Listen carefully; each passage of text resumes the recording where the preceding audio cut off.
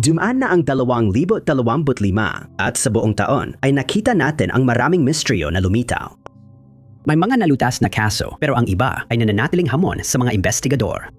Sila at ang mga pamilya ng biktima ay umaasa pa ring may sagot na matutuklasan sa mga susunod na buwan. Numero 20. Ang pagkawala ng 79 na taong gulang na si Shi Huashu ay kabilang sa maraming kaso ng nawawalang tao noong 2025 na hindi pa nare-resolved. Madalas na nanawagan ang pamilya ni Shi Huashu sa publiko na magbigay ng impormasyon tungkol sa kanyang huling galaw o kinaroroonan. Ngunit hanggang ngayon, wala pa ring natatagpo ang karagdagang palatandaan na magpapaliwanag kung ano ang nangyari sa kanya. Noong Disyembre 2025, nadiskubre na may dementia si Shi Huashu kaya inalagaan siya ng asawa at anak habang nakatira sa Great Neck, New York. Lumabas siya ng bahay sa Oakley Street, bandang 10:00 ng hapon. Posibleng dumabas siya para maglakad pero hindi na nakabalik.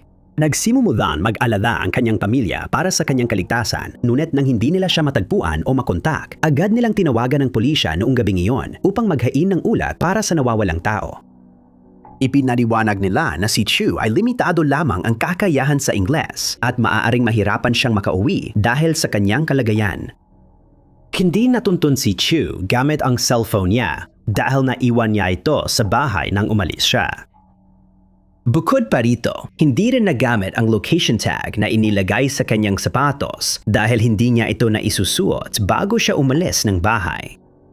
Tandaan na hindi ito ang unang beses na nawala si Chu mula sa kanilang bahay, ngunit na yun lang siya nawala nang walang dalang tracking device. Marahil ay nakalimutan niya ito. Ang pinakamatagal na nawala siya mula sa kanilang bahay nitong mga nakaraang panahon ay 12 oras at sa insidenteng iyon, nagawa niyang makabalik ng mag-isa ng walang tulong. May mga tunay na pangamba na maaring nalito o naguluhan si Shu habang malayo sa kanyang pamilya at maaaring sinusubukan niyang makabalik pa uwi. Dahil karamihan sa sinasalita niya ay Mandarin, baka mahirapan siyang makipag-usap sa iba. Ipinahayag din ng kanyang pamilya ang takot na baka nakararanas siya ng medical na emerhensya at idinagdag na kung aalukin siya ng tulong, maaring tumanggi siya. Sa panawagan sa publiko, sinabi nilang mabilis siyang maglakad at madalas magsalita mag-isa na makakatulong sa pagkakakilanlan niya. Hiniling ng awtoridad sa mga taga Great Neck na suriin ang security system nila kung makita si Shu. Kung makuha ang footage, makakatulong ito matukoy huling galaw niya. Ayon sa mga investigador, posibleng pumunta siya sa Queens, lalo na sa Bayside, pero wala pang naiulat na nakita siya roon. Samantala, hiniling ng Nassau County Police Department na kung sino man ang may impormasyon tungkol sa kinaroroonan ni Shu ay makipag-ugnayan sa kanila sa 516-573-7347. Bilang 19. Si Michael J. Small, 70 siyam, ay nawawala mula Abington, Virginia, simula Marso 2025. Lawang nag-aalala ang pulisya dahil wala pa ring bakas o palatandaan ng kanya matapos ilang buwang pagkawala. Noong 2022, lumipat si Michael sa Green Acres Assisted Living Facility sa Abington matapos siyang ma-diagnose na may dementia. Doon niya natanggap ang kailangan niyang pang-aalaga at nanatili roon ng 3 taon. Noon nawala siya, nagpasya ang pamilya niyang ilipat siya sa ibang pasilidad. Pero bago nila magawa yon, sinabi sa kanila na wala na siya roon at walang idea ang staff kung saan magsisimula. Maaring sinusubukan niyang pumunta sa Charlotte, North Carolina kung saan siya dating nakatira bago pumasok sa pasilidad. Dahil sa kanyang diagnosis, posibleng nandigaw siya at di na alam kung paano bumalik. Dahil sa edad at medikal na kondisyon, delikado si Michael dahil baka hindi niya kayang alagaan ang sarili nang madayo sa pamilya at tagapag-alaga.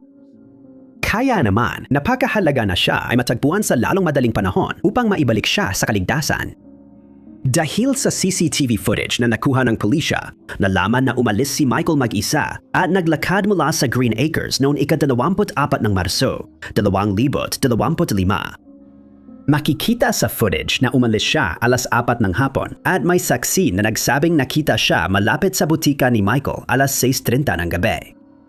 Nang tanungin kung bakit maaring nagtangkang magpunta si Michael sa Charlotte, sinabi ng kanyang pamilya na doon nakatira ang kanyang kapatid na babae. Nabanggit niya noon ang tungkol sa pagpunta roon at dahil sa sobrang obsession na makita ang kapatid, laging niyang dala ang address nito sa bulsa saan man pumunta. Matapos ulat na nawawala, nagsagawa ng paghahanap. At dinaluhan ito ng Abingdon Police Department, Washington County, Virginia Sheriff's Office, Virginia State Police, Abingdon Fire Department, at Virginia Department of Social Services, kasama pa ang iba. Sinabi ni Carrie, anak ni Michael, na nagsagawa rin sila ng sariling paghahanap sa Bristol at kinausap ang mga walang tirahan doon sa pag-asang may nakakita sa kanya. Sabi pa niya, sanay si Michael sa malalayong lakad at hiking, kaya posible rin na nakalayo siya bago napansing nawawala. Naikot ng pamilya ang lahat ng pwedeng hanapin at humihiling sila na kung may alam pa kung saan pwede maghanap, sana'y magsabi. Sabi ni Carrie, malaya ang mga residente ng Green Acres na pumasok at lumabas kahit kailan. Dagdag pa niya, kapag naglalakad si Michael mag-isa, agad siyang natatagpuan ng staff at naibabalik sa pasilidad. Nakipag-ugnayan na ang pasilidad sa pamilya para humingi ng paumanhin sa pagkawala at nag-alok ang may-ari ng $1,000 na pabuya sa makakapagbigay ng impormasyon para mahanap si Michael. Si Michael ay kilalang nagkakaroon ng biglaang kaliwanagan ng isip kaya nag-aalala ang lahat na baka naisakay siya ng isang motorista habang nangyayari ito. Kung meron kang anumang impormasyon tungkol sa kanyang kinaroroonan, hinihiling na makipag-ugnayan ka sa Washington County Dispatch sa numerong 27-67-27. Bilang 18. Kapag may nawawala sa kagubatan, kailangan silang mahanap agad-agad, lalo na kung wala silang sapat na supply at kagamitan para mabuhay sa matagal na panahon sa labas. Kaya, ang pamilya ni Robert Weaver na 59 na taong gulang ay desperado sa anumang balita kung nasaan siya. At inulit ng mga autoridad ang matinding pag-aalala para sa kanyang kaligtasan. Empleyado si Robert ng National Park Service kaya marami siyang karanasan sa ilang. Ang hindi niya pakikipag-ugnayan sa mga kaibigan at pamilya ay labis na nag-alala sa kanila dahil hindi normal para sa kanya ang biglaang pagkawala.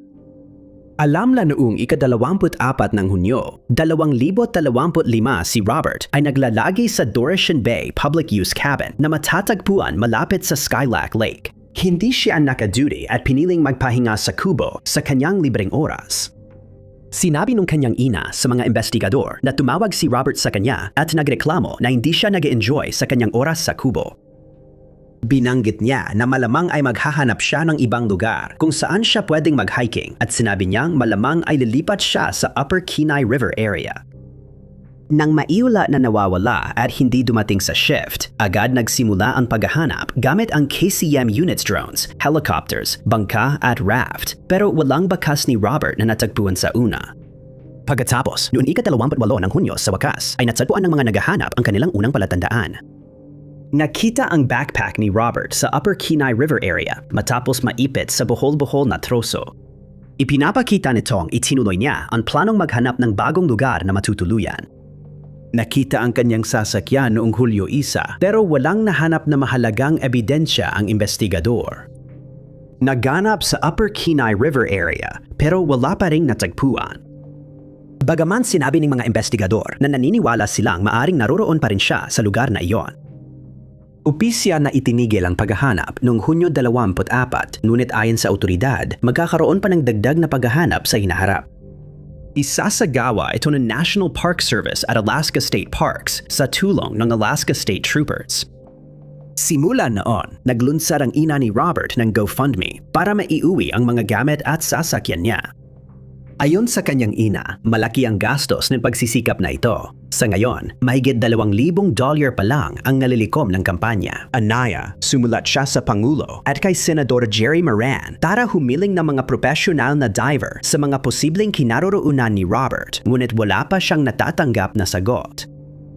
Kung ikaw o may kakilala kang may impormasyon tungkol sa kaso ni Robert, hinihiling na makipag-ugnayan sa Kenai National Wildlife Refuge Headquarters sa Siyam 07-262-7021. Bilang 17. 63 taong gulang na si Freddie Van Valkenburg ay nawala noong huling bahagi ng 2025. Hindi pa rin nalulutas ang kanyang kaso dahil hindi pa siya natatagpuan ng pamilya, kaibigan at awtoridad. Hiningi nila ang tulong ng publiko para maresolba ang kanyang kaso. Noong Nobyembre ng taong iyon, si Freddie ay naninirahan sa Port Charlotte, Florida at huling nakita na umaalis sa kanilang bahay sa Bear Avenue. Dapat siyang bumalik sa trabaho Desyembre 2 pero hindi niya nagawa. Matapos maipaalam sa kanyang pamilya ang pagkawala ni Freddie, agad na nakipag-ugnayan ang kanyang ina sa pulisya upang maghain ng ulat tungkol sa pagkawala ni Freddie. At mula noon, ginawa na ng mga awtoridad ang lahat ng kanilang makakaya upang mahanap siya, ngunit kakaunti lamang ang naging tagumpay. Hindi iniulat ng asawa ni Robert ang pagkawala niya kahit hindi siya umuwi ayon sa plano. At may seryosong pag-aalala dahil kailangan niya mag-insulin araw-araw. Pinaniniwalaan na naubusan na siya ng insulin sa mga oras na ito kaya napakahalaga na siya ay matagpuan upang matanggap niya ang gamot na kailangan niya. Ayon sa awtoridad, may ilang bahagi ng kaso ni Robert na tila walang saysay at dagdag ng anak niyang si Dylan, kahina-hinala at hindi karaniwan ang pagkawala ng kanyang ama. Pagkatapos iulat ang pagkawala, sinaliksik ng pulisya ang bahay ni Freddie at doon nila nahanap ang pitaka, kotse, mga susi at cellphone niya. Hindi maintindihan kung bakit siya umalis ng bahay na hindi dala ang mga gamit, lalo na ang cellphone na ginagamit niyang pang-contact sa pamilya. Kung dinala niya ang cellphone, plywood, sana itong gamitin para matuntun ang mga galaw niya, pero hindi yun posible. Nagsagawa ang mga awtoridad ng ilang paghahanap sa Veterans Park malapit sa Edgewater gamit ang mga asong panghanap, ngunit wala silang natagpuang bakas. May natagpo ang sulat sa bahay ng mag-asawa matapos mawala si Freddie, pero tumangi ang pulisya na ibahagi ang nilalaman o kung siya ang sumulat. Huling nakita siyang naglalakad sa Bear Avenue malapit sa bahay nila, pero di tiyak kung saan siya pumunta pagkatapos. Nagulat si Dylan nang makatanggap siya ng tawag mula sa lokal na opisina ng sheriff na nagsabing 3 araw nang nawawala ang kanyang ama noong mga panahong iyon. Si Randy, tiyuhin niya, ang nag-report ng pagkawala at hindi pa rin alam kung bakit hindi ito ginawa ng asawa ni Freddie nung hindi siya umuwi. Bagamat kahina-hinala ang pagkawala niya para sa kanyang pamilya, sinabi ng pulisya na hindi nila pinaghihinalaang may masamang nangyari kay Freddie at hindi rin sila naniniwala na may kinalaman ang anumang krimen dito. Ang sinumang nakakita kay Freddie o may impormasyon tungkol sa kanyang kaso ay hinihikayat na makipag-ugnayan sa Charlotte County Sheriff's Office sa Siam 4163 Siam 2 101. Bilang 16, 69 na taong gulang na si Adib Eddie Rohana ay kilalang-kilala sa komunidad ng Vestal sa Shenango, New York. Noong panahon ng kanyang pagkawala, 3 dekada na siyang naninirahan sa lugar at ang kanyang negosyo, isang used car dealership na tinatawag na Cars R Us, ay naging kilalang-kilala sa lugar sa loob ng 20 taon. Dahil dito, nagulat ang komunidad sa bigla at misteryosong pagkawala niya. At kahit nagsikap ang lahat pati mga investigador, hindi pa rin siya natatagpuan. Nanawagan ang pulisya sa sinumang may impormasyon sa kaso ni Adib na lumapit para matulungan ang 5 anak niyang maghahanap ng kasagutan. Ang huling beses na nakita si Adib ay bandang tanghali noong 11 ng Enero, 2025 habang siya ay nasa kanyang dealership na matatagpuan sa Upper Front Street. Nabahala ang kanyang pamilya nang hindi siya umuwi noong araw na iyon at nang hindi pa rin sila nakatanggap ng balita mula sa kanya. Pagsapit ng 14 ng Enero, nagpasya silang kontakin ng pulisa upang maghain ng ulat tungkol sa pagkawala niya. Unang hakbang ng investigasyon ang pag-check ng tala sa telepono at nalaman na na-update ang telepono ni Adib bandang 6 ng gabi, sa mismong araw ng pagkawala niya sa paligid ng dealership. Makalipas ang ilang minuto, pinatay ito at hindi na binuksan muli. Naglabas ng panawagan ang pamilya ni Adib at may ilang lead na sinundan, ngunit wala ni isa ang nagresulta sa pagkakatagpo sa kanya. Sinuriing mga investigador ang lahat ng impormasyon para matukoy ang galaw ng nawawalang lalaki matapos umalis sa dealership. Wala pa ring nahanap na kapaki-pakinabang na CCTV footage kaya hindi pa rin alam kung kusa siyang umalis o may kagagawan ang iba sa pagkawala niya. Nagtiwala ang mga investigador na may taong may alam sa nangyari kay Adib sa Vestal, ngunit hindi lumalantad. Kaya hindi umuusad ang investigasyon dahil kulang sa bagong palatandaan. Bilang pagsisikap na hikayatin ang sinumang may kapakipakinabang na impormasyon na lumantad, nag-alok ang kanyang pamilya ng gantimpalang $20,000 sa sinumang makakatulong sa pulisya na mahanap si Adib. Kahit malaki ang gantimpala, walang kusang nagbigay ng ganong impormasyon. Sino mang nakakita kay Adib o makakatulong sa pulisya na mahanap siya ay dapat tumawag sa tip line ng Broome County Sheriff's Office sa 607-8196. Bilang 15. May tunay na pag-aalala para sa kalagayan ni Eric Thomas Putnam, 36 na taong gulang na nawawala mula pa noong ika-4 ng Abril, 2025. Naglabas na ang mga investigador ng pinakamaraming detalye tungkol sa kanyang kaso hanggat maaari at ang ilan sa mga detalye ay talagang nakakabahala.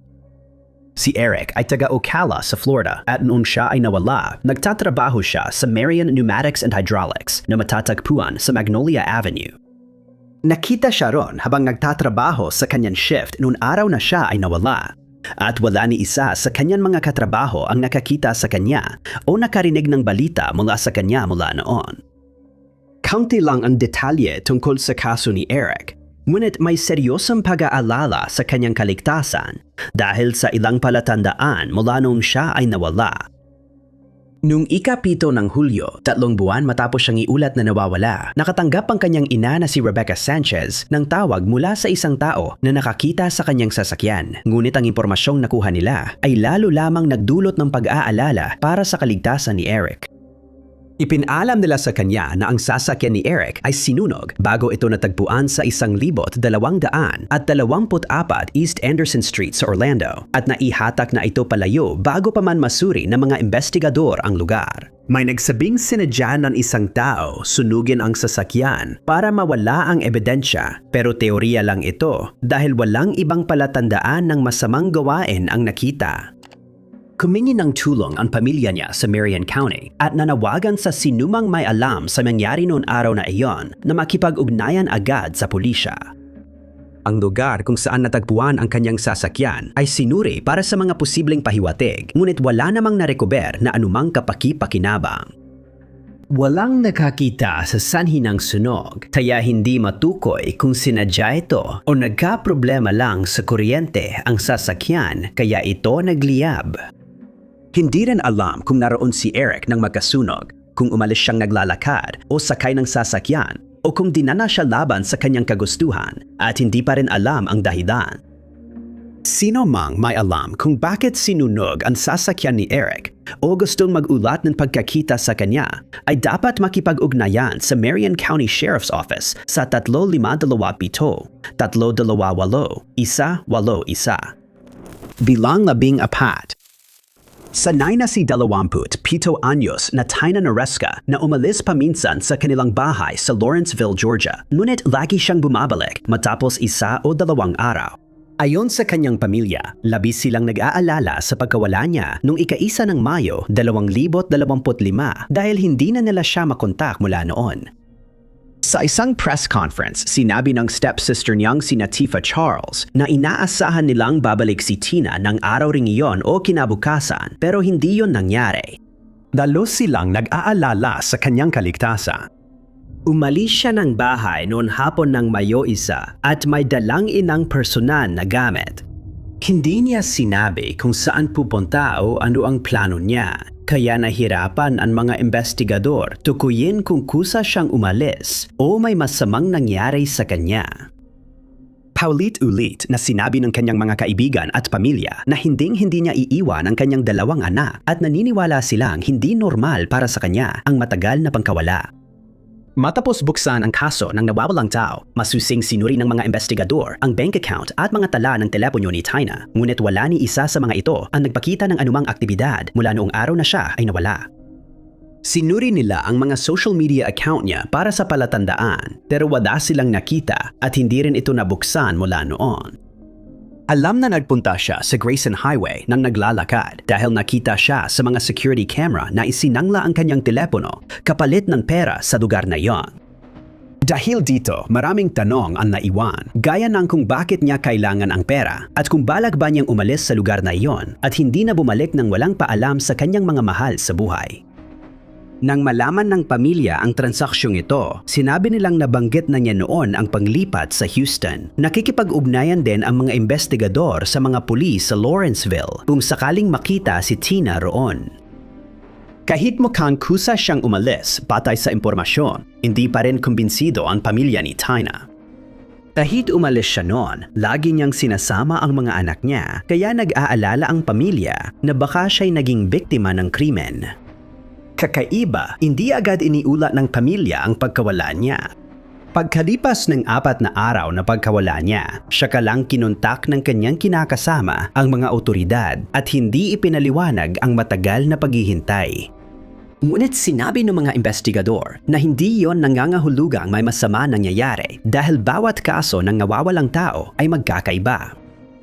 Hiniling sa mga tao sa Lawrenceville at Houston na maging mapagmatyag para kay Tina at iulat agad kung makita siya. Kung alam mo kung nasaan si Tina o may impormasyon kang makakatulong sa kaso niya, kinihiling na makipag-ugnayan ka sa Lawrenceville Police Department sa 770-670-505. Pito banggitin ang case number ng ahensiya na 250500-0. Bilang 13, 26 na taong gulang na si Ashley Moore ay nananatiling nawawala sa kabila ng lahat ng pagsisikap ng kanyang pamilya at mga investigador na siya ay matagpuan. Noong Setyembre ng 2025, si Ashley ay naninirahan sa Hartwell, Ohio. Huling nakita si Ashley doon o bandang ika-10 ng Setyembre at mula noon, lalong nag-aalala ang kanyang pamilya at mga kaibigan para sa kanyang kalagayan matapos siyang tumigil sa pakikipag-ugnayan sa kanila. Hindi nila sinabi kung bakit nila ito pinaniniwalaan, pero ayon sa pamilya ni Ashley sa mga investigador, maaring badak niyang pumunta sa Las Vegas, ngunit di tiyak kung maninirahan siya roon o may ibang dahilan. Nang hindi siya nakauwi ayon sa plano, tinawagan ng pamilya niya lahat ng kakilala ni Ashley, umaasang may nakakita o may alam sa kanyang plano. Pero tulad ng pamilya, nagulat din sila sa pagkawala niya. Mula noon, lahat ng pagsubok na makontak si Ashley ay nabigo at sinasabing maaaring naka-off na ang kanyang telepono o naubusan na ito ng baterya.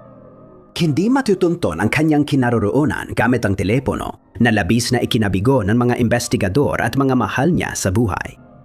Sabi pa nila, posibleng nagmamaneho siya ng Nissan Sentra na may temporary plate. Tulad ng madalas mangyari sa mga kaso ng nawawalang tao, sinabi ng kanyang mga mahal sa buhay na si Ashley ay hindi kailanman nawawala ng matagal na panahon nang hindi nagpaparamdam at nag-aalala sila na baka may nangyaring masama sa kanya habang siya ay naglalakbay papuntang Las Vegas. Hindi pa rin alam kung naglalakbay siya mag-isa o may kasama at mula nang iulat siyang nawawala, wala pang lumandapit para magsabing nakita siya. Ang huling taong nakausap ni Ashley ay ang kanyang lola na nagawang makontak siya noong Setyembre ngunit hindi ibinunyag kung ano ang kanilang pinag-usapan. Ilang beses nang nanawagan ang kanyang mga mahal sa buhay sa social media para sa impormasyon sa kanyang kinaroroonan pero wala pa rin natatanggap hanggang ngayon. Gumawa na sila ng isang flyer na naglalaman ng mga detalye tungkol sa mga pangyayari sa pagkawala niya at ito ay ipinost sa iba't ibang social media platforms kasama ng panawagan na kung sino man ang nakakita sa kanya ay makipag-ugnayan sa pulis. 4 na buwan matapos buksan ang kaso ni Ashley, patuloy ang investigador sa paghahanap ng palatandaan kung saan siya napunta at nangakong sasundan ang bawat lead para mabigyan ng sagot ang kanyang pamilya. Kung ikaw o may kakilala kang nakakita kay Ashley, hinihikayat kang makipag-ugnayan sa Cincinnati Police Department sa 513-569-8600. Bilang 12. Nakakagulat kung gaano karaming tao ang namamatay taon-taon dahil sa walang saysay na karahasan na wala naman silang kinalaman.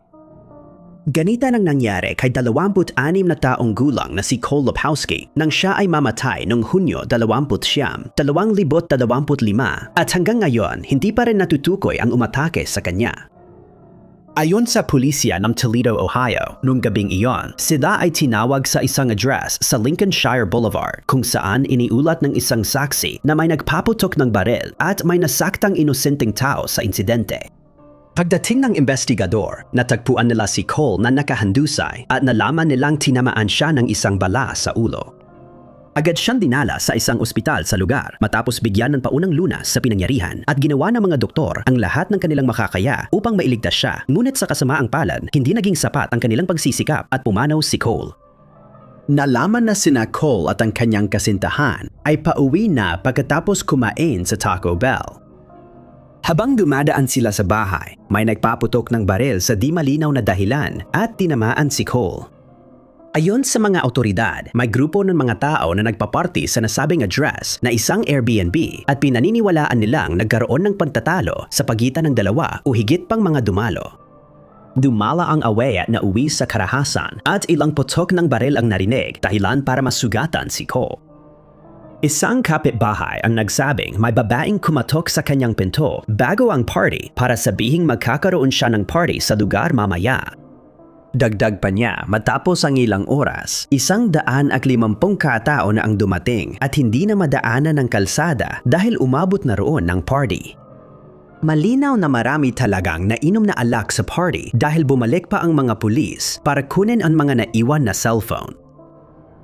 Ipinaalam din sa mga investigador na may isa pang lalaki na dumating sa ospital matapos siyang masaktan at napag-alaman na nasugatan din siya sa party. Malamang ng parehong umatake at tuluyan siyang gumaling. Dahil napakaraming tao ang naroon nung nangyari ang insidente, siguradong may nakakita sa party kung sino ang nagpaputok ng baril. Pero wala pang lumalansad, maaring dahil pinoprotektahan nila ang may sala o natatakot silang gantihan sila. Wala pang karagdagang impormasyon na natanggap at nananawagan ang pulisya na ang sinumang naroon sa party noong gabing iyon o may impormasyon tungkol sa umatake ay lumantad upang makamit ang hustisya para kay Cole. Matapos ang insidente, nagsampa ng wrongful death case ang mga magulang ni Cole laban kay Jennifer Wolf, may-ari ng Airbnb. Sinabi nilang nabigo siyang mag-ingat sa pag-organisa ng party at may indirekta siyang pananagutan sa pagkamatay ni Cole. Sinabi nila na nabigo si Wolf subaybayan ang dami ng tao sa party na malapit sa bahay ni Cole. Dagdag pa rito, ipinahayag nila na nabigo siyang tiyakin ang kaligtasan ng mga dumalo sa party at ng komunidad sa paligid at naniniwala silang karapat-dapat silang tumanggap ng kabayaran na $25 milyong at karagdagan 10 milyon bilang parusang danyos. Kung alam mo kung sino ang responsabele sa pagkitil ng buhay ni Cole o kung makakapagbigay ka ng anumang mahalagang impormasyon sa pulisya tungkol sa kanyang kaso, kinihiling na makipag-ugnayan ka sa Crime Stoppers sa 41-72-55-11-11 sa 411-255-1111. Numero 11. Noong Disyembre 2025 sa Philadelphia, inatake ang isang tow truck driver habang nakaduty na nagdulot ng kakaibang kaso. Nagtapos ang insidente sa pagkamatay ng driver, ngunit lalo pang kumumplikado ang kaso nang nagkaroon ng dalawang magkaparehong pag-atake sa sumunod na buwan. Noong Disyembre 22, 2025,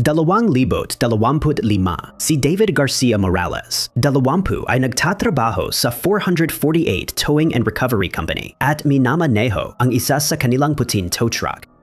Sa hindi malamang dahilan, may isang lumapit sa truck at nagpaputok ng baril. Tinamaan si David at agad niyang ikinamatay. Pagdating ng investigador, nakita nila si David na buhay pa kasama ang kanyang truck. Dinala siya sa ospital at ginamot, ngunit noong Desyembre, 26 pumanaw siya dahil sa sugat.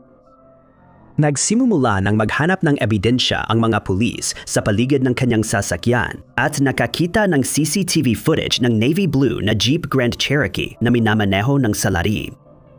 Ipinakalat sa publiko ang larawan at napansing may sira ang sunroof at likurang bintana ng sasakyan. Matapos ang 3 linggo, muling inatake si Aaron Whitfield, 25, na nagtatrabaho rin sa parehong towing company. Siya at ang kanyang kasintahan ay nakaupo sa loob ng kanyang truck sa Bustleton at North Streets nang bigla silang inatake ng isang tao gamit ang baril. Sa CCTV footage, isang abong sedan ang lumapit sa truck at may lalaking naglabas ng baril at nagpaputok sa mga tao. Mabilis na umalis ang mga sasakyan at naniniwala ang mga investigador na planado at koordinado ang pag-atake. Natagpuan at sinuri ang sasakyan para sa ebidensya. Umaasang may naiwan na DNA o fingerprint ang mga salarin na makakatulong sa kanilang pagkakakilanlan at pag-aresto. Hindi na nakaligtas si Aaron sa pag-atake, pero ang kanyang kasintahan na nasugatan sa binti ay agad dinada sa ospital at inaasahang gagaling. Dahil sa dalawang magkaparehong insidente na sulod na nangyari, iniimbestigahan ng pulisya kung magkaugnay ang mga kaso. Tinitingnan din nila ang isang ikatlong kaso noong ika-23 ng Nobyembre, 2025 kung saan inatake si Aaron Smith Sims na 26 na taong gulang. Noon panahong iyon, nagtatrabaho si Aaron bilang taga-masid para sa mga driver ng tow truck. Ibig sabihin, siya ang responsibale mag-abiso sa mga tow truck driver sa lugar tungkol sa aksidente para agad silang makapunta at tumulong. Matapos atakihin si Aaron, dinala siya sa ospital. Lahat ay umasa na gagaling siya. Ngunit pumanaw siya noong Enero 4, 2026. Ang tatlong biktima ay nagtatrabaho sa parehong towing na kumpanya. Dahil pareho ang paraan ng pag-atake, may hinalang, may galit sa negosyo ang gumagawa ng mga ito, pero hindi pa napapatunayan. Ayon sa pulisya, posibleng kaugnay ito ng patuloy na turf war sa lugar. Noong nakaraan, nagkaroon ng alitan ang mga towing company sa Philadelphia tungkol sa mga lugar na dapat nilang saklawin. Sa ilang pagkakataon, nauwi pa sa karahasan ang mga hindi pagkakaunawaan na ito. Wala pa ring lumalantad na saksi at natutukoy na suspect kahit may CCTV footage na nakuha. Ang sinumang may impormasyon tungkol sa mga pag-ataking ito ay hinihikayat na magbigay ng tip sa pamamagitan ng pagtawag sa 215-60-477. Numero 10. Sa nasasakupan ng Chile at Timog Silangang Karagatang Pasipiko, may isang isla na kilala sa makulay nitong kasaysayan at mga monumento. Ang mga Moai o mga ulo ng Easter Island ang pangunahing tampok ng isla. Ginawa ang mga ito ng sinaunang mga taong Rapa Nui at noong 1975, idineklara silang World Heritage Site. May debat pa rin sa mga eksperto kung paano unang nakarating ang mga naninirahan doon. May katulad na argumento na umiikot pagdating sa kung paano sila tuluyang nawala mula rito. Hangga't maaalala natin, ang pagbagsak ng Isla ng Pasko ay iniugnay sa isang paliwanag ekosidyo. Ang ekosidyo ay kilalang iniugnay sa Rapa Nui at maaring ilarawan ang kasalukuyang kalagayan ng klima. Ayon sa teorya, sanhi ng pagbagsak ng kanilang lipunan ang pagkasira ng kalikasan na sila rin ang gumawa. Sobrang pagkonsumo ayon sa ilang eksperto. Pagkakalbo ng kagubatan para sa paggawa ng Moai, pagguho ng lupa mula sa labis na paggamit na nagdulot ng tagutom, panloob na alitan na nauwi sa digmaan, at ayon sa mga eksperto, pagbagsak ng lipunan. Sabi nila, ekosidyo ang nagdulot ng pagbagsak. Ang mga Rapa Nui raw mismo ang sumira sa sarili nila dahil sa pag-aubos ng yaman at sobrang paggamit. Hinahamon na ngayon ang lahat ng alam natin, hindi na nananaig ang umiiral na teorya dahil mahigit 1 buwan lang ang nakalipas na patunayang kapaki-pakinabang muli ang teknolohiya. 15 dating naninirahan sa liblib na isla ang matagal nang nakaimbak sa laboratorio, naghihintay ng mga bagong paraan para mabuksan pa ang mas marami pang lihim at misteryo. At sila ang naging perpekto mga kandidato para muling isulat ang kasaysayan gaya ng alam natin. Isa sa mga bagong pag-unlad na naganap kamakailan ay ang pag-sequence ng mga genome na nagpapahintulot sa mga mananaliksik na mas matutunan pa ang tungkol sa DNA at ngayon ay ginagamit na ito bilang paraan para matukoy kung ano talaga ang nangyari. Sa pagsusuri ng DNA ng 15 naninirahan, walang natagpuang ebidensya ang mga eksperto ng genetic bottleneck na tumutugma sa mabilis na pagbaba ng populasyon. Sa pagsusuri ng archaeological na datos at radiocarbon dating, natukoy na tulad ng ibang sinaunang populasyon, ang Rapa Nui ay nagsimula sa kaunti at unti-unting lumaki sa loob ng maraming siglo na may populasyong 3 hanggang 4 na libo. Tinulungan ng rock gardening ang komunidad na pamahalaan ang bolkanikong lupa. Pagsapit ng dekada sa 60 ng ika-19 na siglo, mabilis na bawasan ang kanilang bilang. At ano ang nangyayari noong dekada 60 ng ika-11 na siglo? Pagkaalipin, pagpapalawak pakanluran, nasyonalismo, pagnanakaw ng teritoryo, mga reforma, masaker at mga digmaang sibil. Sa pagsusuri ng mga selik at datos ng mga mananaliksik, agad nila natuklasan na hindi ekosidyo ang sanhi ng pagbagsak. Dumating ang mga manghuhuli ng alipin mula Peru sa isla sa dekadang iyon at kinuha ang lahat ng Rapa Nui na kaya nilang isakay. Pagkaalis nila sa isla, 1/3 ng komunidad ang nawala. Malinaw na hindi ito pagbagsak. Sabi ng mga eksperto, ang pagbagsak ng populasyon ay tumutukoy sa pagkawala ng 80 hanggang 70% sa isang takdang panahon, hindi bigla ang pagkawala. Ngunit iyon ay 1/4 lang ng populasyon, nasaan ang natitirang Rapa Nui. Ibinunyag ng genome ang lihim ng mga taga-Easter Island. Nagkaroon sila ng palitan sa katutubong Amerikano. Bago dumating si Columbus sa Amerika, naglakbay ang mga taga-Easter Island sa Timog Amerika at naghalo ang kanilang mga genes sa mga katutubo roon.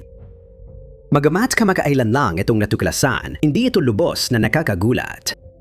Matagal nang sinasabi ng oral history ang connection ng Easter Island at katutubong Amerikano at ang kamote sa isla ay palatandaan ng kalakalan bago dumating ang mga Europeo.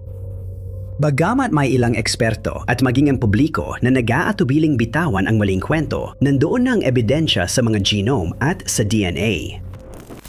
Bilang siyam. Nagsimula ito sa isang simpleng paglalakad sa bundok. Dalawang magkaibigan ang nagpunta sa kagubatan para mag-enjoy sa kalikasan at magpahinga, ngunit isang natuklasan ang gumambala sa kanila ng ilang dekada. Mula noon, laging may kaba at takot sila sa tuwing umaakyat ng bundok. Noong Enero 2015, 2 hiker ang natagpuan ang sarili sa labas ng Puerto de Somiedo, isang bayan sa Espanya na kilala sa mga landas sa bundok at Somiedo National Park. Ngunit makikilala ang bayan dahil sa ibang dahilan. Habang naglalakad, may natuklasan ang 2 manlalakbay na di inaasahan. Isang bangkay. Sa tabi ng makitid na sapa ay may kumot na may kahina-hinala at hindi maipaliwanag na hugis na nag-udyok sa kanila na siyasatin pa ito. Habang papalapit ang 2, isang mabahong amoy ang nagtaboy sa kanila kaya napilitan silang tumawag sa lokal na pulisya. Dumagsa ang mga pulis sa lugar at sinimulang alisin ang mga takip at doon nila natuklasan ang isang bangkay sa ilalim nito. Ang namatay na walang pagkakakilanlan ay tinawag na Man of Somiedo at agad siyang dinala sa morgue para sa autopsya. Isang binti ang nawawala sa katawan ng lalaki na pinaniniwala ang kinuha ng mga hayop na naghahanap ng pagkain. Nalaman din na kahit litaw ang tadyang niya, sapat ang nutrisyon na nakuha niya halos buong buhay. Maayos ang pag-aalaga sa kanyang balbas at bigote at halatang inalagaan din ng mabuti ang kanyang balat noong siya ay nabubuhay pa. May mga deformidad din ang Man of Somiedo. Maliit ang ulo niya, mahahaba ang kanyang mga bias at mga daliri, kuba ang likod at nakausli ang dibdib. Agad na nalaman sa DNA sequencing na may Kacheksik syndrome siya, kaya hindi siya mabubuhay mag-isa at kailangan ng patuloy na pag-aalaga. Napagpasyahan na dahil sa kondisyon niya, malamang na may kahit isang tagapag-alaga siya. Bagamat binalot sa kumot at iniwang tabi ng sapa ang hindi pa kilalang tao, walang nakitang palatandaan ng krimen ang pulisya. Walang palatandaan ng karahasan, pagkalason o anumang iba pang palatandaan ng masamang gawain. Kinupirma ng medical na taga-suri na atake sa puso ang sanhi ng kanyang biglaang pagkamatay. Naniwala ang pulisya na mabilis nilang matutunton ang pamilya niya kahit hindi siya makilala. Bihira ang Kaka syndrome at madaling makilala ang pisikal na katangian ng lalaki kapag inilarawan. Pumunta ang mga investigador sa pinakamalapit na bayan, tiwalang may nalapit sa kanila. Pero sa kabila ng lahat, wala ni isa sa mga residente ang nakakakilala sa taong inilalarawan sa kanila. Pinalawak ng pulisya ang paghahanap sa karatig bayan, ngunit wala pa ring natagpuan. Walang lumitaw sa record ng ospital o pasilidad na tirahan na tumutugma sa kanyang deskripsyon. Maging ang mga record ng kapanganakan sa buong munisipalidad ay naging sentro ng investigasyon, pati na rin ang paghahanap sa mga komadrona sa probinsya na maaring naroon nung siya ay ipinanganak. Wala silang nahanap, kaya patuloy ang tanong, sino ang tao ng Sumyedo? Noong Oktubre 2024, mangyayari ang unang malaking tagumpay sa kaso, ngunit wala pang nakakaalam noon. Nagsimula ito sa isang warrant of arrest para sa 2 tao, magkapatid, sina Enrique at Enriqueta. Kinailangan nilang humarap sa korte para sa mandatory evaluation ng kanilang kapatid na may kapansanan na inaalagaan nila. Hinili ng magkapatid na huwag humarap sa korte at hindi nila nadala ang kapatid nilang umaasa sa kanila. Naghinana ang social services nang mapansin na sa loob ng 10 taon, hindi nila nakita o nabalitaan ang lalaking may kapansanan na inaalagaan ni na Enrique at Enriqueta kahit sila ang kumukuha ng 3,000 euros buwan-buwan para sa kanya. Nakaiwas ang dalawa sa mga autoridad ng ilang buwan bago sila nahuli sa isang hotel noong Pebrero 2025. Pagkadakip sa kanila, lumitaw ang nakakabahalang kwento na magbubunyag ng dekadan lumang dinalutas na kaso. Si Luis Maria J.C. na tinutukoy bilang Luisa ay ang kapatid na may kapansanan ni na Enrique at Enriqueta na binabanggit ng korte. Ipinanganak siyang may cerebral palsy, malubang katarata at bingi. Sa interogasyon, nalaman ng investigador na kilala na ng otoridad ang kapatid dahil natagpuan ang bangkay niya noong 2015 na nakabalot sa kumot sa tabi ng sapa. Si Luis Sin, ang man of Sumyedo. Ikinuwento ng magkakapatid na pagkatapos mamatay, ang huling nag-alaga, sila na ang nag-alaga sa kanya. Sa loob ng 10 taon, pareho ang resulta ng mga inspeksyon ng social worker. Wala ang lalaki, nasa labas, may sakit o bumibisita sa kamag-anak. Sa totoo lang, inamin ng magkakapatid na lalo siya nagkasakit pero hindi sila tumawag ng ambulansya dahil natakot silang baka hindi na siya mailigtas, na ibig sabihin ay mairehistro ang kanyang pagkamatay at mawawala ang kanilang natatanggap na pondo. Naghintay sila hanggang sa namatay si Luisen dahil sa kanyang mga karamdaman at sa huli ay sa gutom. Dinala nila siya sa gubat, itinago ang bangkay sa publiko at sa gobyerno, kaya tuloy-tuloy silang tumanggap ng disability funds sa susunod na dekada. Numero 8. Nabanggit sa Genesis, isa ito sa mga kwentong pinagtatalunan ang katotohanan. Ito ang lungsod ng Mahanaim na matatagpuan sa Israel sa silangang bahagi ng Ilog Jordan. Sa Genesis, nabasa natin ang paglalakbay ni Jacob upang magkasama muli ang kanyang kapatid. Dumating siya sa Mahanaim na para sa kanya ay walang pangalan. Sinalubong siya ng mga anghel ng Diyos at ipinahayag na iyon ay kampo ng Diyos, tinawag na Mahanaim na ibig sabihin ay 2 kampo. Mga siglo ang lumipas, kumiling ng mana sa silangang bahagi ng Ilog Jordan ang mga tribong Ruben, Gad at Manassas.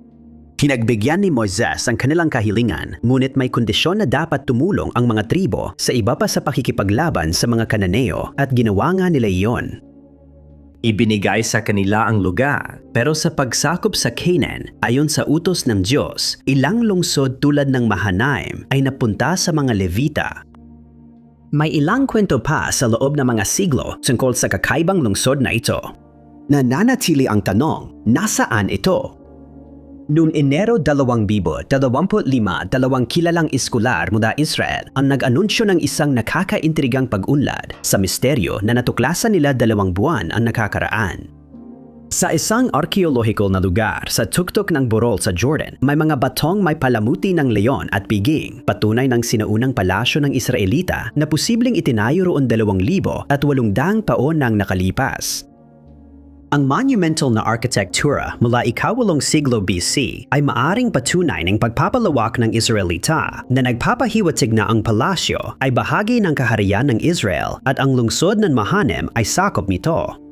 Ipinapahiwatig ng mga talata sa Biblia na ang lungsod ay nasa tabi ng Penuel na pinaniniwalaan ng mga mananaliksik na ito ay ang kasalukuyang Tel al-Dahab as Sharki.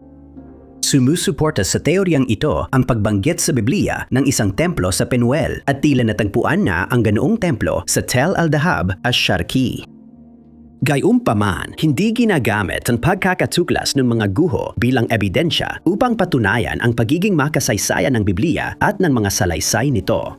Ngunit sa hindi malamang dahilan, ang pagkakatuklas ng mga guho ay hindi ginagamit bilang ebidensya upang patulayan ang pagiging makasaysayan ng Biblia. At sa halip, sinasabi ng mga mananaliksik na ito ay nagsisilbing patunay ng presensya ng mga Israelita sa Transjordan, isang aspeto na maaaring makatulong sa mga mananaliksik na maunawaan kung bakit sa lugar na ito itinakda ang ilang mga kaganapan sa Biblia. Pito.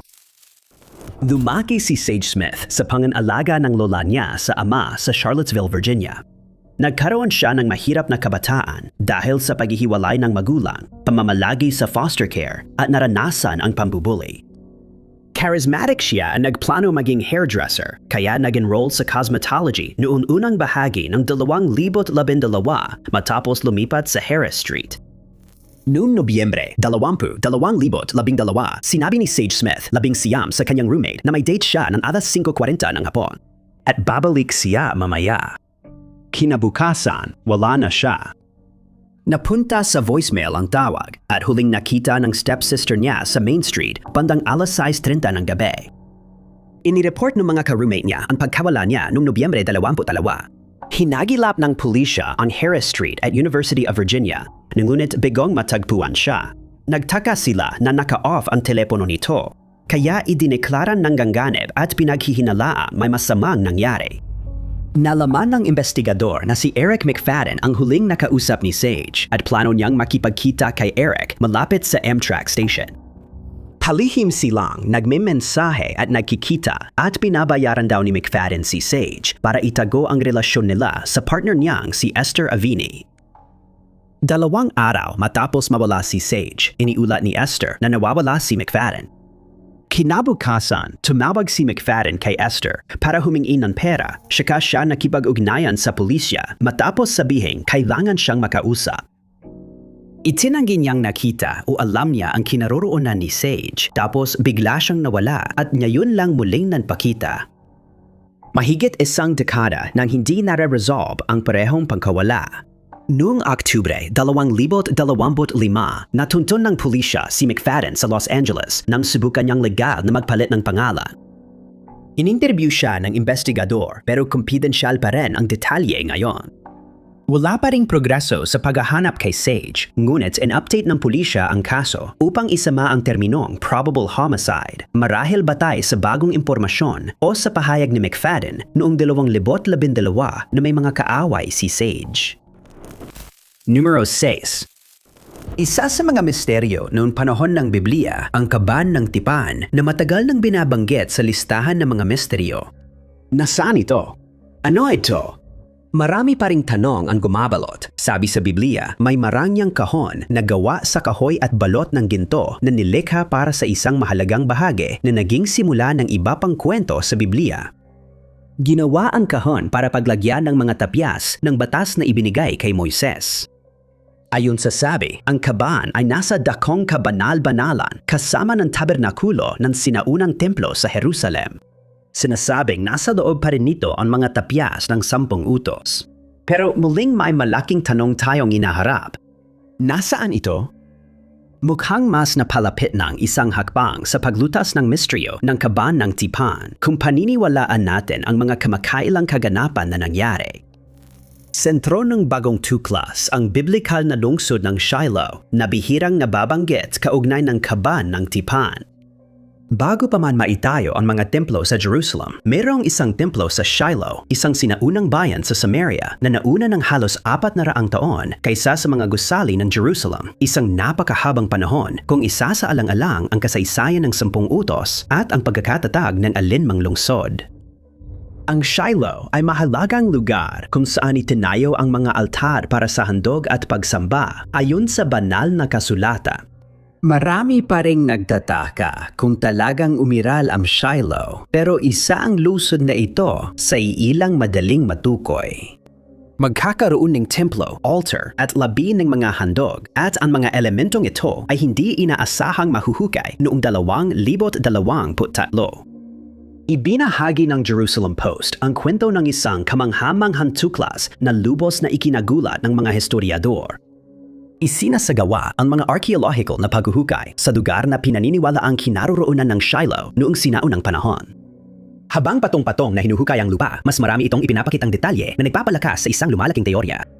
Habang nililinis ang alikabok, naisip ng mga eksperto kung natuklasan na nila ang dating sentro ng pansamba sa Shiloh. Habang sinusuri ng grupo ang guho ng batong istruktura, may agad silang natuklasan na nakakagulat. Ang sukat ng nasabing istruktura ay tumutugma sa paglalarawan, ayos at sukat ng tabernakulo na pinaniniwala ang pinaglagyan ng kaban ng tipan. Naglalaman ang kaban ng tipan ng mga nakasulat na alituntunin sa buhay at maaaring magpabago sa mundo ang pagkakatuklas dito. Ayon sa mga eksperto, ang gusali ay nakaharap silangan kanluran at hinati sa proporsyong 2:1 tulad ng nasa kasulatan. Itsinala ng mga mananaliksik ang malaking panloob na pader na naghati sa espasyo sa dalawang bahagi, ginagaya ang pagkakahati ng banal na lugar at kabanal-banalan sa Exodo. May suporta ang teorya mula sa mahigit 100,000 buto ng tupa, kambing at baka na malamang ay ginamit bilang handog, isang tuklas na hindi maituturing na nagkataon lamang. Napakalinaw na ito ay isang lugar ng ritual na paghahandog at ang sukat nito ay tumutugma sa sukat ng tabernakulo. Ngunit wala sa tirahan ang kaban ng tipan na nananatiling lihim sa mundo hanggang ngayon. Bilang 5. Noong Disyembre noong 1988, isang 20 taong gulang na babae ang nagulat ng marahas na pag-atake sa DeKalb County Police. Noong Disyembre 30 habang ikinukandado niya ang pinto ng kanyang apartment sa Stone Mountain, pinilit siya ng lalaking naka-ski mask at may kutsilyo papunta sa liblib na bahagi ng compound. Nagbanta sa kanyang buhay ang salarin bago tumakas. Nakatanggap ng tulong ang biktima at dinala ng nobyo sa DKPD at Grady Memorial Hospital kung saan kinuha ang kanyang DNA. Pero noong 1988 wala pang teknolohiya para masuri ang DNA kaya itinago ng Georgia Bureau of Investigation ang ebidensya. Mahigit 3 dekada ang lumipas. Noong Hunyo ng 2019, muling binuksan ang kaso at sinuri ang DNA sa tulong ng Department of Justice. Ang ebidensya ay tumugma kay Reginald Caldwell, na noon ay 58 taong gulang na nakatira sa DeKalb County noong panahon ng krimen. Matapos ang karagdagang investigasyon, interogasyon at mga testimonya, nahatulan si Caldwell noong Mayo 20, 2025 ng pagdukot, pananakit at malubhang pananakit at tumanggap ng 2 sunod-sunod na habambuhay na pagkakakulong at dagdag pang 20 taon. Bilang 4. Isang lalaki mula sa California ang nilagyan ng tali ang kanyang aso at sinimulan ang kanilang nakagawiang paglalakad sa tabing dagat ng Trinidad Harbor. Hindi niya alam noon pero maya-maya tatawag siya sa Fortuna Police Department dahil sa isang nakakakilabot na natuklasan. Nagpunta ang mga pulis na rumespond sa Trinidad Head, isang mabatong pormasyon sa daungan. Itinuro ng lalaki ang bahagi ng bungong na katingala sa kanila. Noong Pebrero, 1993, kinuha ng pulis ang bungo at ibinigay sa tanggapan ng sheriff ng Humboldt County. At pagkatapos, isang karaniwang DNA profile ng bulo ang ginawa at inilagay sa National Unidentified Person DNA Index at sa California Missing Person DNA Database. Ikinumpara ang profile sa mga nawawalang tao at labi, ngunit hindi ito tumugma sa kahit sinong kilala. Mula dun, inilagay ang mga detalye ng kaso sa NamUs sa ilalim ng case number UP55274 at iyon na iyon. Wala nang mag-aagawa pa, hindi pa sa nayon. Kalaunan, nakalimutan na ng mundo ang bungo mula California noong 1973 at ngayon ito'y bahagi na ito ng naipong mga kaso ng hindi pa nakikilalang mga labi ng tao. Noong 2024 muling, nabuhay ang pag-asa sa misteryong matagal nang hindi nasusolusyonan.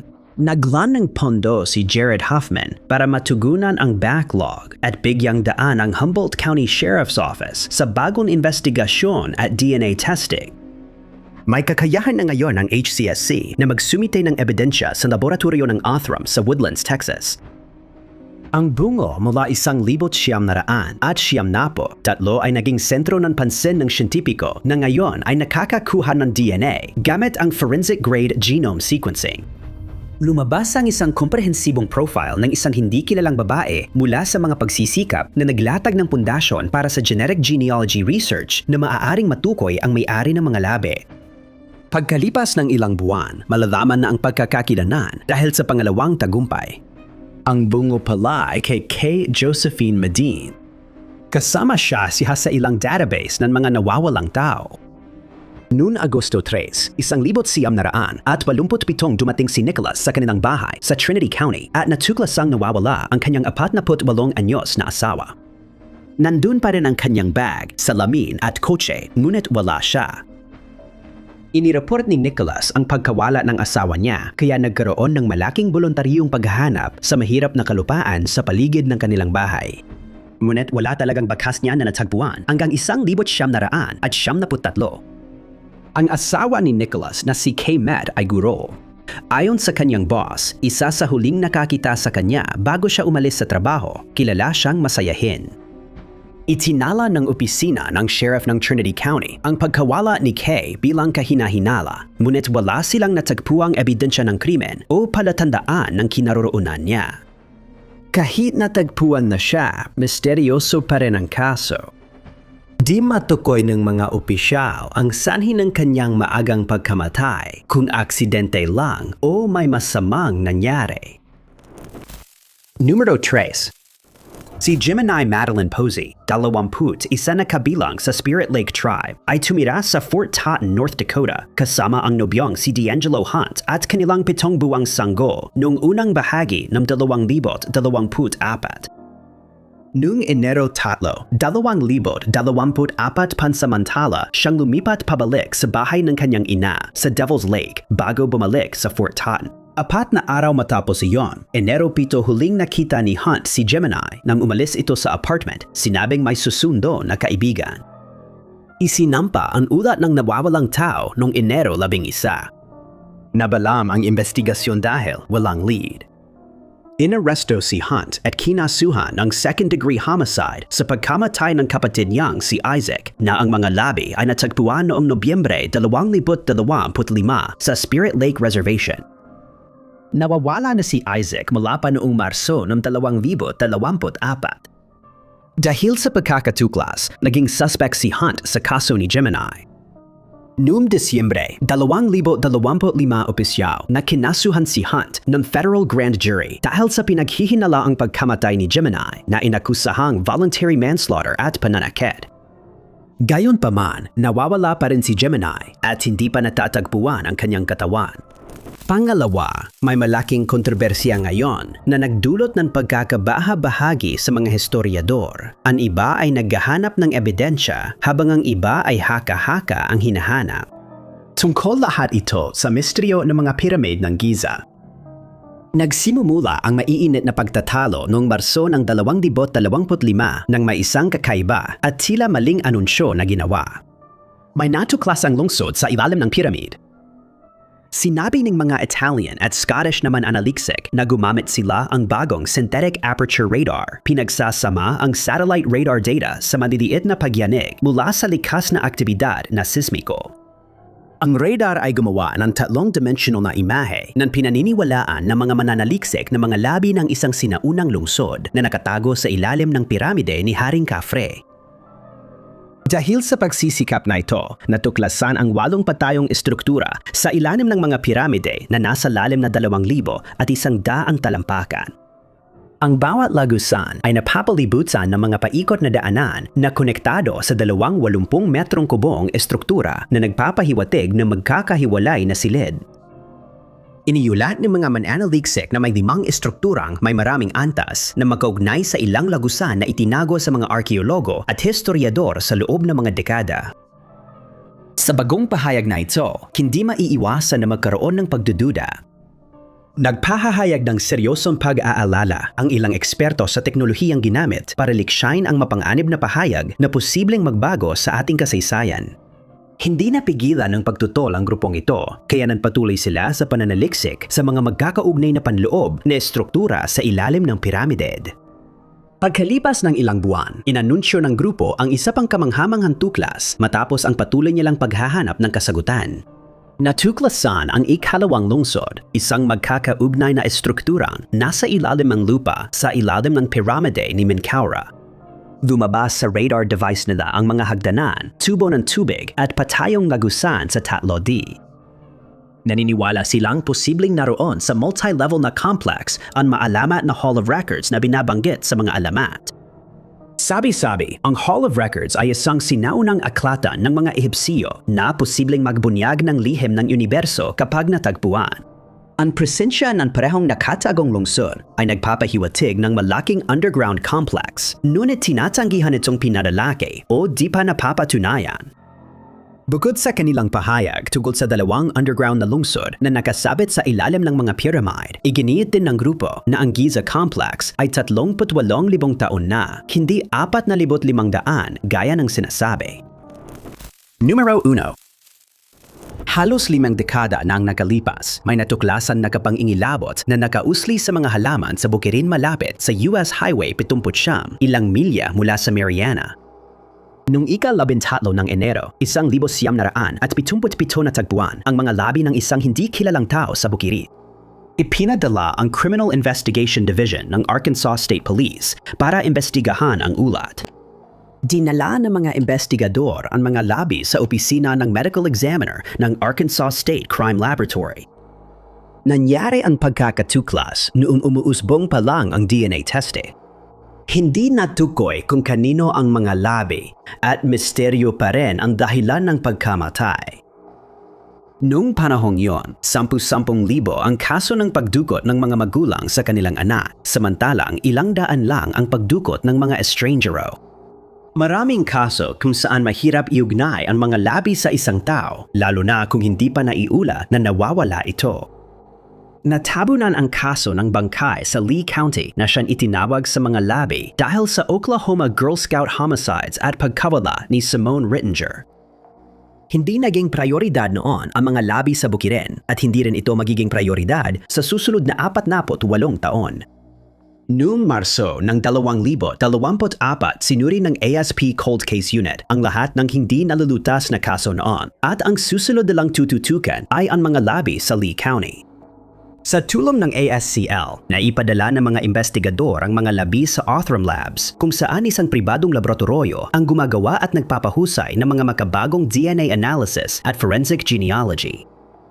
Dahil sa pinahusay na pagsisikap, natukoy na nila ang pangalan ng mga botong 5 dekada ng nasa evidence room. Noong ika-6 ng Hunyo, 2025, naglabas ng ulat ang Othram na tumutukoy kung sino ang lalaking pinagmulan ng mga labi. Charles Howard Wallace ang pangalan niya. Sa investigasyon, naturanom nila ang 2 posibleng kamag-anak sa Tennessee. Noong Hulyo, kinuha ang mga DNA sample mula sa kanila at inihambing sa kay Charles. Noong Setyembre, tuluyang nakumpirma at positibo ang pagkakakilanglan. Ito ang mga labi ng 21 taong gulang na tila nawalan ng komunikasyon sa pamilya noong taglagas ng 1974. Huling nakita siya ng mga kamag-anak niya sa Memphis, Tennessee nung nasa huling bahagi siya ng pagiging teenager habang nagpapagamot sa isang halfway house sa downtown. Kahit may alam na tayo tungkol sa bangkay sa Lee County, may ibang bahagi pa ring misteryoso. Una, hindi pa rin alam ng mga awtoridad kung ano ang sanhi ng kanyang maagang pagkamatay o paano siya napunta mag-isa sa bukid na yon nang hindi napansin ng halos 50 taon. Maraming salamat sa panonood mga kaibigan. Kung nagustuhan ninyo ang video na ito, siguraduhin pindutin ang like button. Huwag kalimutang mag-subscribe at i-click ang bell para updated kayo sa aming uploads. Ako si Top 5 Unknowns. Magkita tayo sa susunod na video.